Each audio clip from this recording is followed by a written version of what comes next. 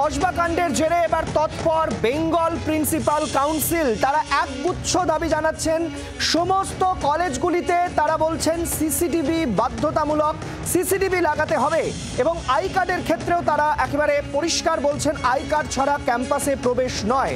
এই দাবি তারা তুলছেন। কসবা কাণ্ডের জেরে তৎপর প্রিন্সিপাল কাউন্সিল একগুচ্ছ প্রস্তাব দিচ্ছে। এই কাউন্সিল কলেজের সর্বত্র সিসিটিভি লাগানো হোক, আই কার্ড ছাড়া ক্যাম্পাসে প্রবেশ নয়। প্রাক্তনীদের প্রবেশের ক্ষেত্রেও তারা বলছেন প্রিন্সিপালের অনুমতি দরকার, কারণ জানেন যে এই কসবা কাণ্ডে অন্যতম যে অভিযুক্ত মনোজিৎ, সে কিন্তু এই কলেজের প্রাক্তনী। ফলে স্বাভাবিকভাবেই এর আগেও আমরা দেখেছি যাদবপুরের ক্ষেত্রেও প্রাক্তনীদের দাপট। ফলে বিভিন্ন সময় কলেজ বিশ্ববিদ্যালয়গুলিতে যে প্রাক্তনীদের দাপট বা প্রাক্তনীদের দ্বারা এই ধরনের অপকর্ম চলছে, সেই বিষয়ে কিন্তু এই দাবি দাওয়া জানানো হয়েছে। কসবা কাণ্ডের জেরে তৎপর প্রিন্সিপাল কাউন্সিল।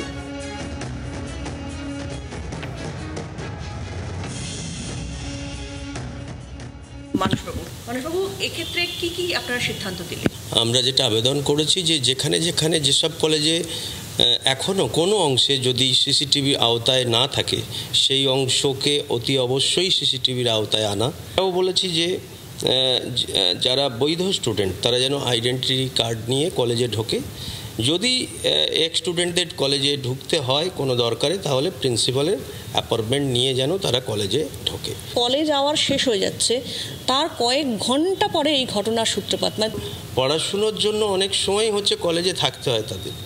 আর এটা কলেজ জীবনে অনেক সময় আমরা দেখেছি যে একটু আড্ডা ছাত্রদের মধ্যে দেওয়ার প্রবণতা থাকে।